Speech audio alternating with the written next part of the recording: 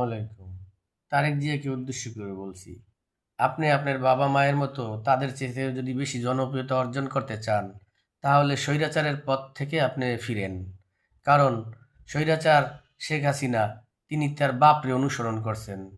কারণ তিনি যদি এই দেশের আপামর জনগণ তারা যার পক্ষে ছিল, তাদেরকেই বেশি প্রাধান্য দিছেন।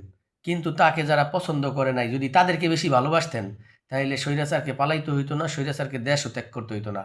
কিন্তু তিনি বাংলাদেশের অনেক মানুষরে তার বিরুদ্ধে যারা ছিল, তার অপকর্মের বিরুদ্ধে যারা স্লোগান গাইছে, তাদেরকে তিনি আয়নাঘরে, জেলে ভরে বিভিন্ন মানুষরে বিভিন্নভাবে হত্যা করছেন।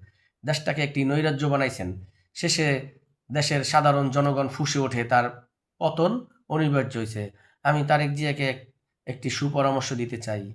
আপনি আজকের ভিতরে এই ডিসিশন নেন যে কোথায়, কোথায় সারা বাংলাদেশে যেসব মানুষ আপনারকে ভোট দেয় নাই, আপনার বিরোধী দল, এদের নিরাপত্তা দেওয়ার দায়িত্ব আপনার।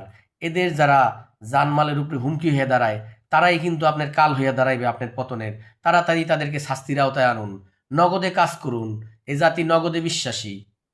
আসসালামু আলাইকুম।